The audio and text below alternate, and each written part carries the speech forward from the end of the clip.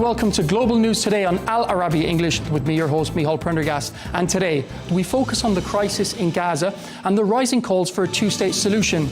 And later, we shift to Europe's trade tensions with the US, examining the recent deals, the political fallout, and what lies ahead.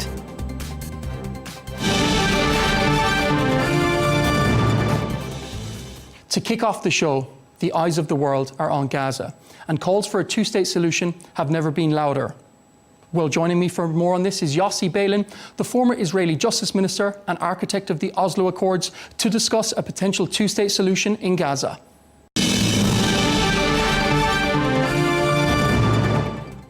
Thanks so much for your time, Yossi. I'd like to start off by asking, do you still believe in a two-state solution? Yes, I think that there is no other solution for the two peoples. For the Palestinians, it is the fulfillment of their right for self-determination.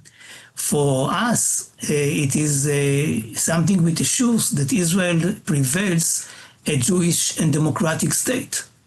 So the need for a two-state solution has not changed. And I didn't hear another idea for a solution between us. Has Benjamin Netanyahu and the Israeli government, have they abandoned the notion of a two-state solution now? Netanyahu personally, as you know, supported the two-state solution, even delivered speeches in the UN Assembly General supporting the two-state solution, changed his mind, and he is leading a very rightist government. And he is speaking against the two-state solution now. The question is whether it is only a political situation or whether he changed his heart. I don't know. And for some of our younger viewers, is this the darkest chapter in the history of the Israel and Palestine conflict? Well, I think that it's a very big crisis. But it's very important to draw the line between Palestinians and Palestinians. Netanyahu, since October 7th, is saying all the time there is no difference between the Palestinian Authority and Hamas. And of course, he's totally wrong. I presume that even he understands it. And no, we have an address. And the address for Israel is the PLO. We signed the agreements with the PLO, and we will sign the future agreements with the PLO, whose legitimate daughter is the Palestinian Authority. So the distinction between the Ramallah and Gaza, or more accurately, between the PLO and the Hamas, is vital for the achievement of a solution, for those who want a solution and who believe in a solution. And with your vast experience in these matters, what is your opinion on the path forward for peace talks? Well, the question is whether this Israeli government is going to continue. On the Palestinian side, you have a weak government, and Mahmoud Abbas, the president, is not becoming younger, unlike all of us. But he is a man of peace, and he is committed to peace. And if in Israel there is a government which is committed to peace too, I think that there won't be a difficulty to have an agreement between the two peoples, since we know the solutions by now. After 30 years of formal and informal negotiations, we know more or less what each side is ready to compromise on, and we will not need too much time in order to achieve peace between the parties. If there are governments which are just playing games in order not to achieve peace, because they believe that the land is there given to them by God, or whatever. And you have these people, as you know, in our part of the world, who believe that it is a God-given land. And, you know, with God-given land, you don't compromise and you cannot convince anybody. What But do you this say is to those not the- people? If I may just interrupt, what do you say to those people? I cannot argue with God. If they tell me that it was given by God, I cannot prove to them that they are wrong. So the truth is that I gave up on on arguing with these people because this is the last resort. I mean, what can I say as a secular person or a pragmatic person to somebody who believes that God gave it to them? Thanks heaven, it is not the majority. I mean, for sure, not on the Israeli side. It is a small minority. Even religious people, not all of them believe that it is a God-given and they are ready to compromise. But there are extreme people today on our government. It is for the first time in our history that these people are playing a role in any government. And it's really bad news. It is bad news because they are determined, they are sure that they are right, and God is on their side. There's an enormous amount of public pressure from within Israel and outside. Do you think this public pressure is able to revive diplomacy? Yes, I don't think that anybody is immune of pressure. The pressure inside Israel is the protests and the public opinion polls. You see, in all the public opinion polls for the last, I don't know, more than a year, are supporting the end of the war in order to release all the hostages. With such numbers, a democracy cannot easily argue. And you have a world which at the beginning, after October 7th, was very supportive of Israel and they had empathy for Israel. But very soon, our retaliation became a reason, a good enough reason for them to make Israel the villain of this story. And all these things are having an impact. You see that Netanyahu already said that from now on he's going to support an agreement which will end the war and release all the hostages in one time. And this is a change, a huge change in his policy, I presume, as a result of what is happening. We've seen a lot of criticism around the world in regards to the settlements. Do these settlements make the two-state solution impossible? No. If you ask the settlers, they will say yes. We won. From now on, there will be no peace because we built so many settlements that you cannot draw a border. My answer is very different, and I'll tell you why. Ms. Hiba Husseini and myself have published a book about the Confederation, the Holy Land Confederation, in which there will be an umbrella of a confederation on Israel and on Palestine, on two independent and sovereign states. Now, all the settlers, the Israeli settlers, who will find themselves in the future Palestinian state as a result of a border which will be drawn by that, will be allowed to remain where they are or to go back to Israel and to get compensation. There will be no need to evacuate them. And evacuating hundreds of thousands of settlers is the biggest, I would say, obstacle and fear of the Israeli pragmatic leaders. So if we solve this problem, that under the structure of a confederation, everybody can remain where they are, where he or she is, I think that we are removing the biggest problem on the agenda, as you referred to, and this is the settlements. And turning to Gaza now, is Israel doing enough to prevent the suffering in Gaza? I hope that now it is doing much more. It did not do enough beforehand. And again, the cry in the world is doing something. Israel is not God forbid, North Korea or something like that. I mean, we live in the world and we are part of the club, and we don't want to be out of this club.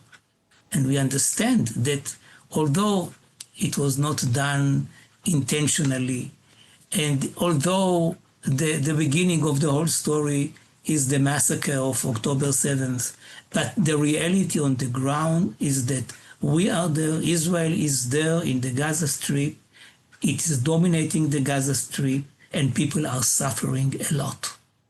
And we cannot run away from this fact, even if we are not to be blamed for the intentions against these people. Now, I think that there is a different policy today, that people are having the opportunity to have food in different places in Gaza, and the situation is better. Turning back to October 7th, the main question at the time was, is Israel's response, is it proportional? In your mind now, with 2020 hindsight, was it proportional? Nothing could be proportional.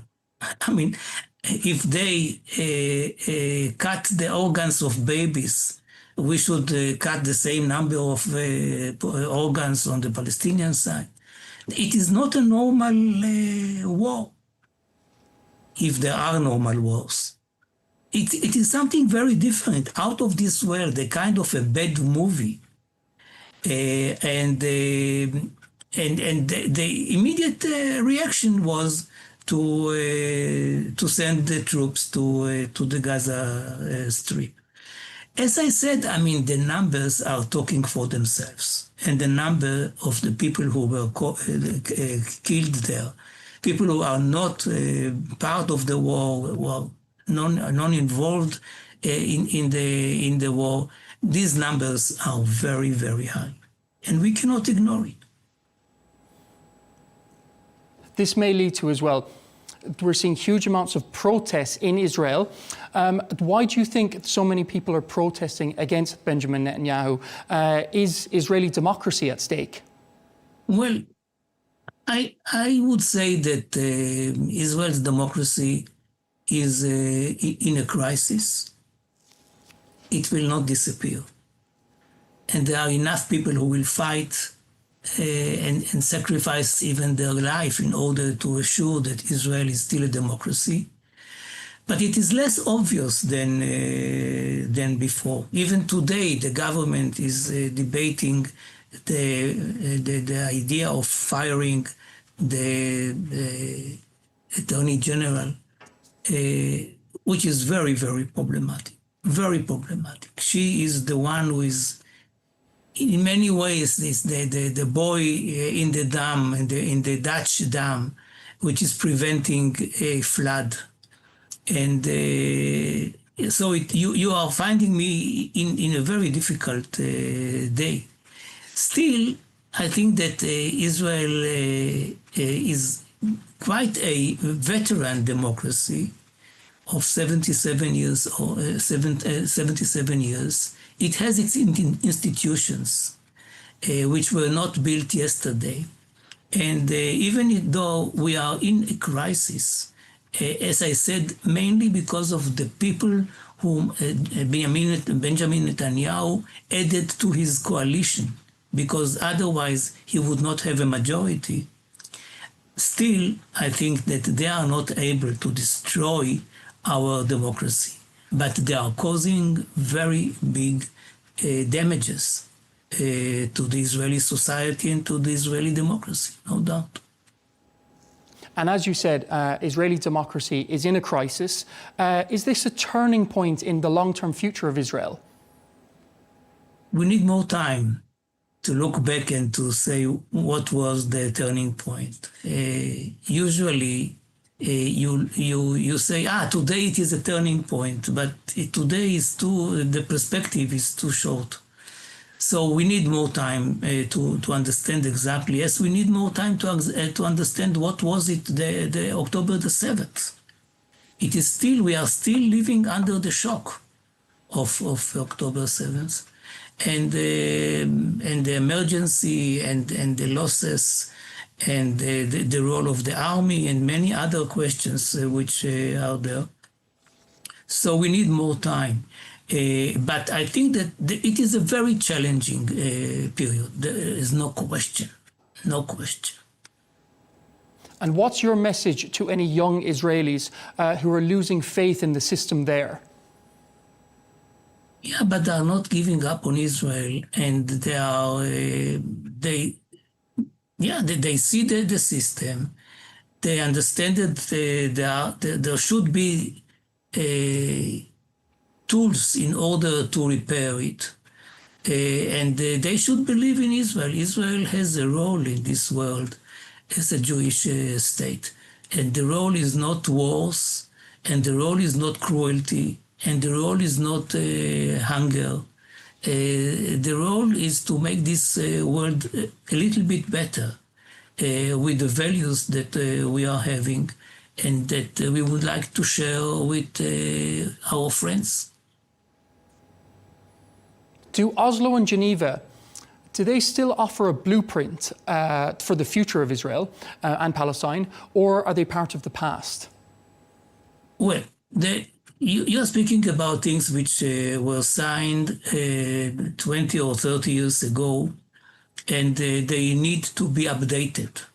My contribution to this is what I referred to before, the idea of a confederation. When I began the Oslo process, I did not even think about a possibility of a confederation, and neither when we signed the Geneva Initiative in 2003. Today, I don't believe that we can achieve the aim of a two-state solution, which, as I said, is the only solution. There is no other solution, neither for the Palestinians nor for us. So I see this as a potential solution, and it may be either a dual confederation with the Palestinians and the Israelis, and even open to other members, like first and foremost Jordan itself, if it wishes so. Dr. Yossi Beilin, thank you so much for your time and insights. Thank you. Thank you for having me.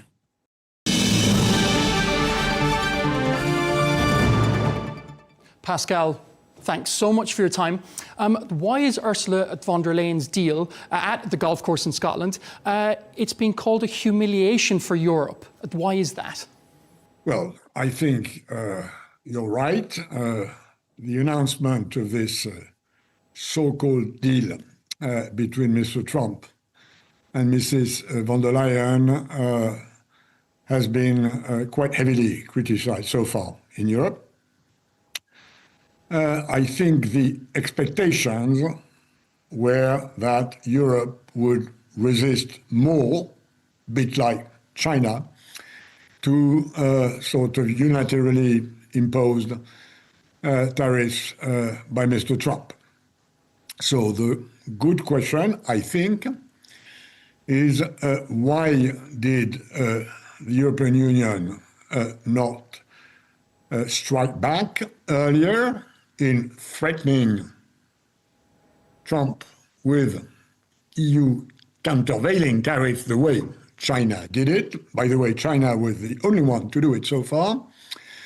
And I think the explanation to this lies in two reasons, which is the ones the Commission has been advocating in support of the position Mrs. von der Leyen took. The first one is that nobody among the EU member states or in EU business was really pushing for a strong retaliation, credible threat against the US. The reality, I think, is that nobody was in favor of an escalation that would have led to a tit-for-tat trade war between US and EU.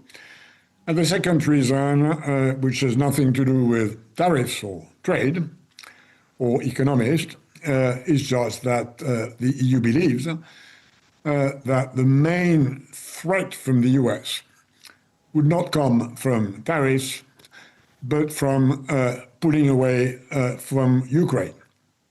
Ukraine is for the EU a more important question than a few percentages of market share in the US. It's a much more existential issue for EU than trade. The priority of the European Union today is to keep the US engaged in the defense of Ukraine.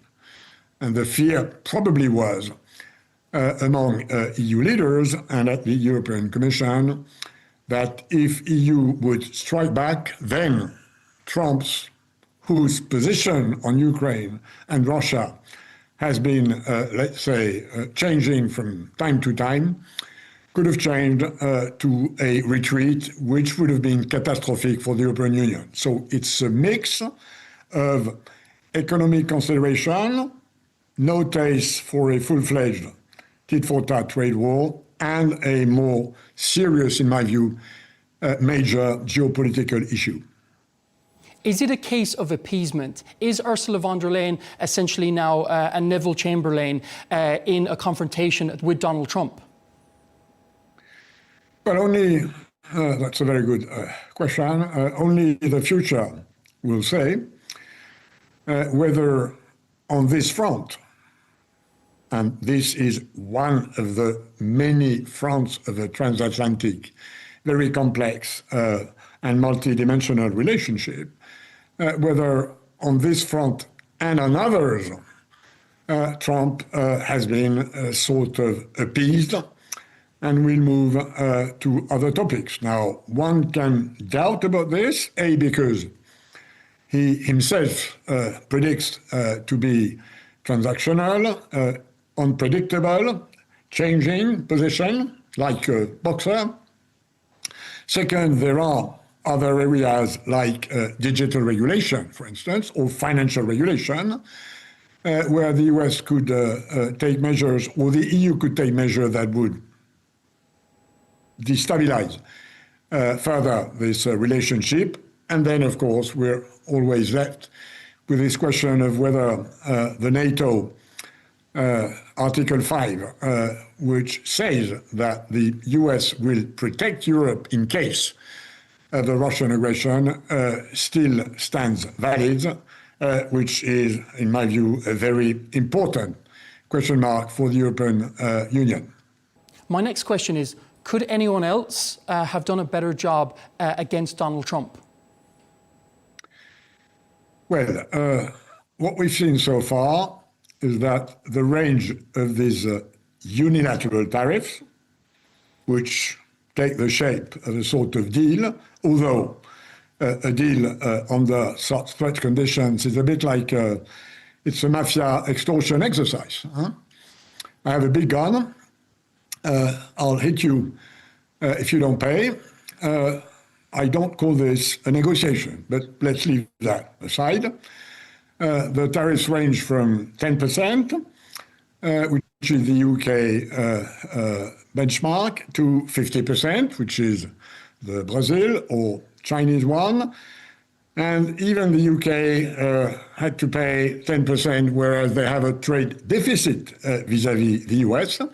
So the UK, who has theoretically not a problem, because the problem for Trump is the trade imbalance between the US and third countries, which he believes, which is not my view, is a big problem for the US.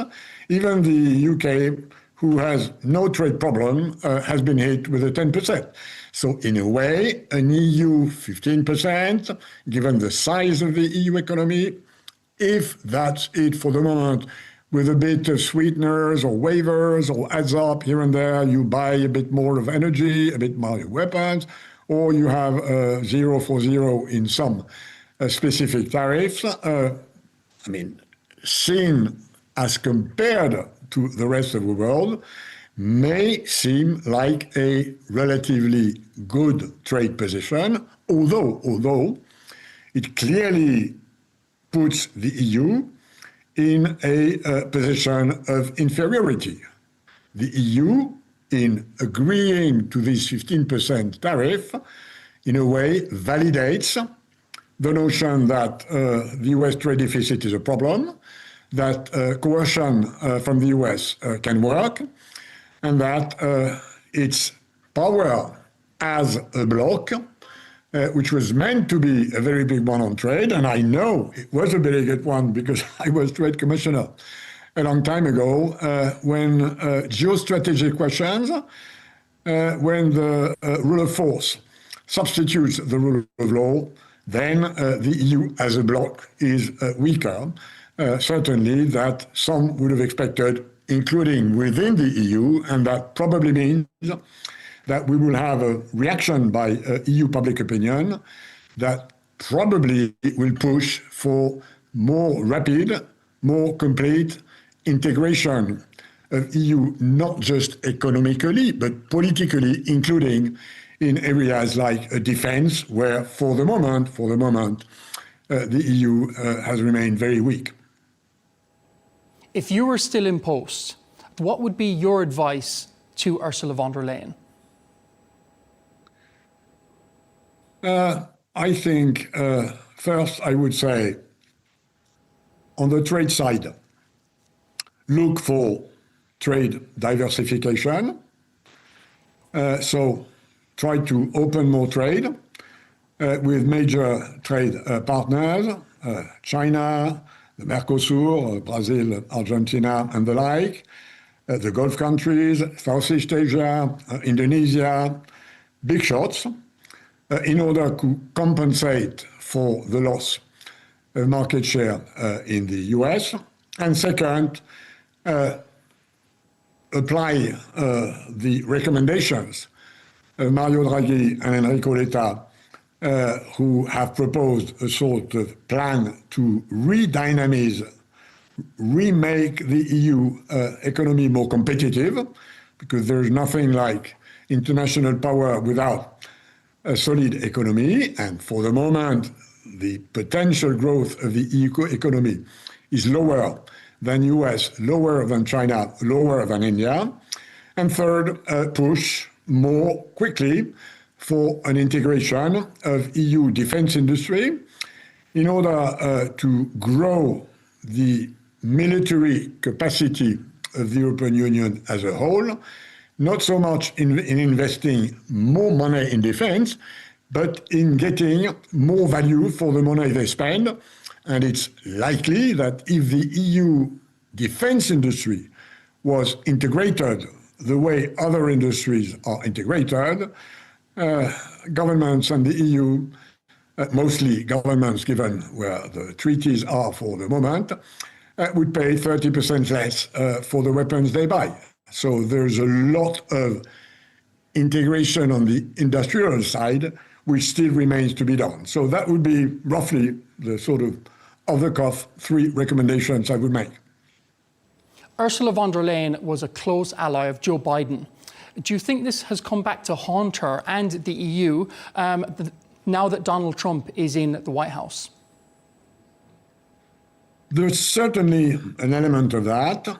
And if you believe the words of Mr. Trump, which I don't think we should always do, but sometimes do, and making the difference is a risky exercise. The reality is that Mr. Trump has several times said that he disliked the European Union.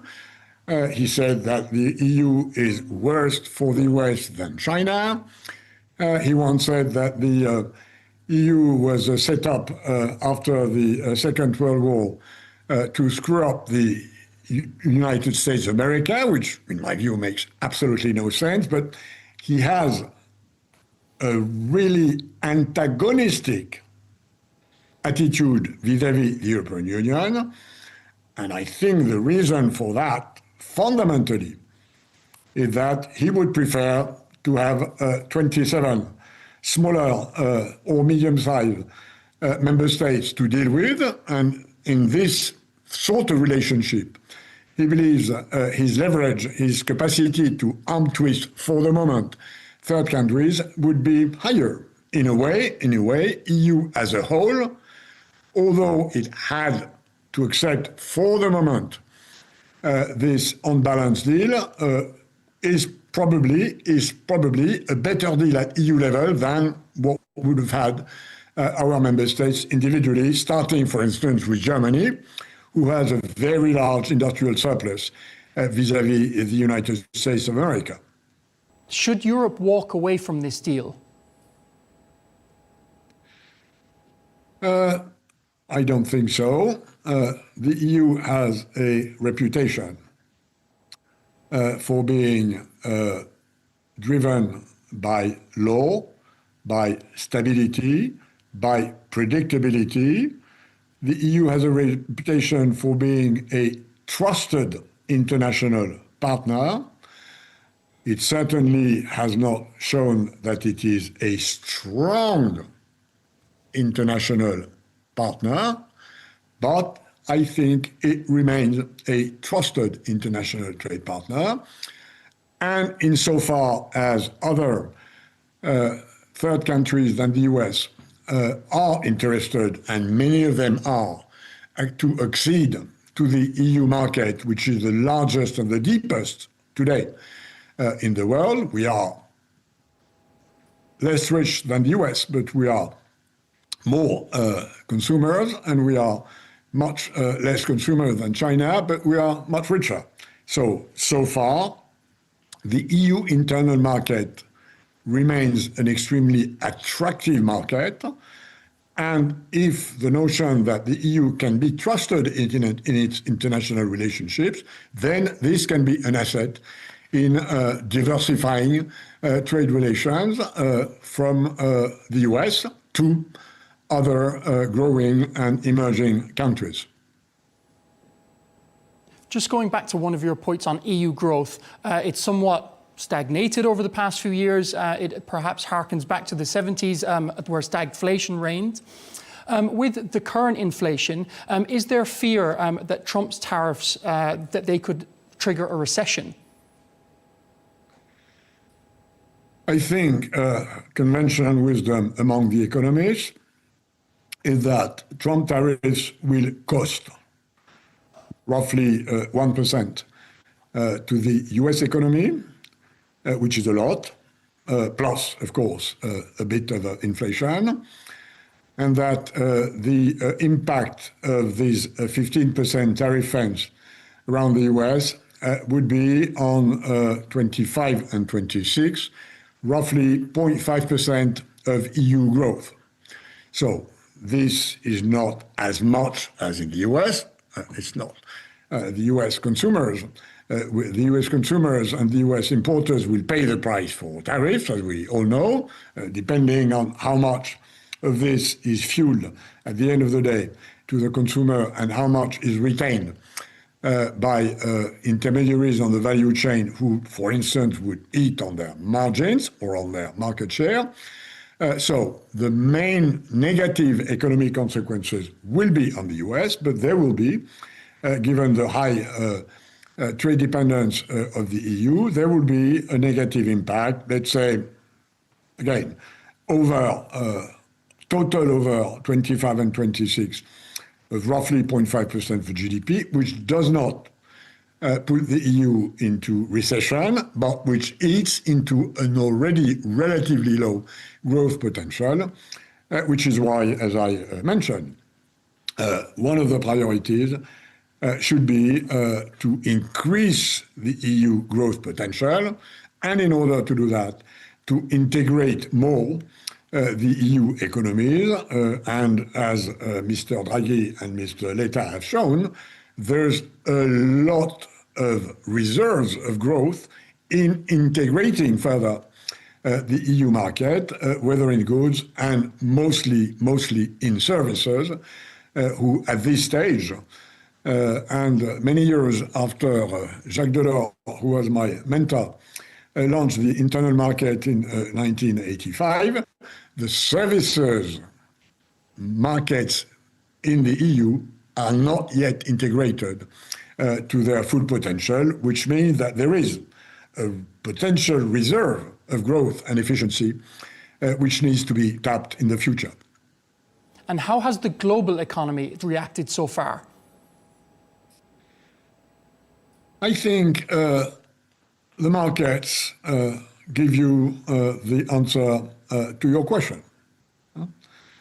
Contrary to some expectations, markets, apart from the April shock, which was an announcement to which they reacted very negatively, since then, markets have remained relatively calm.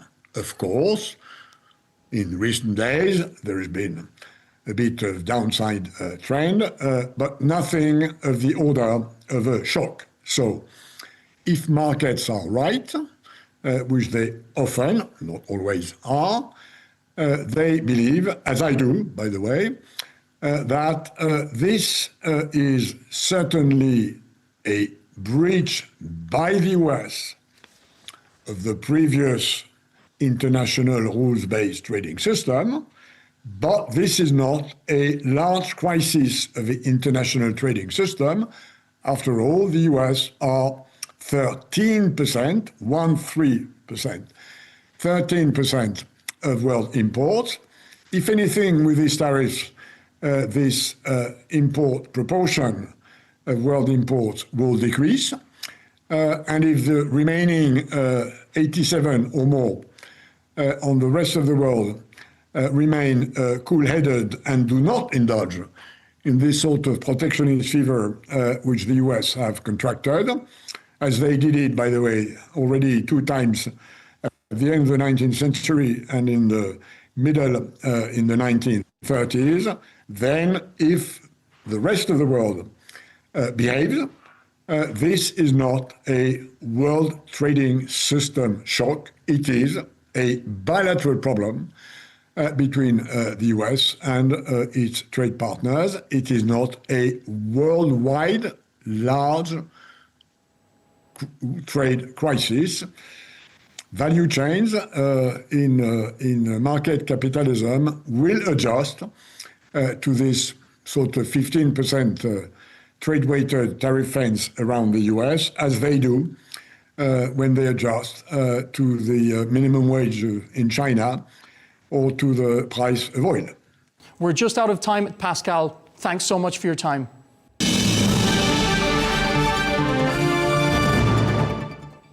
That's all we have time for on Global News today. Thanks for watching and be sure to join us tomorrow for more exclusive interviews. Until then, goodbye.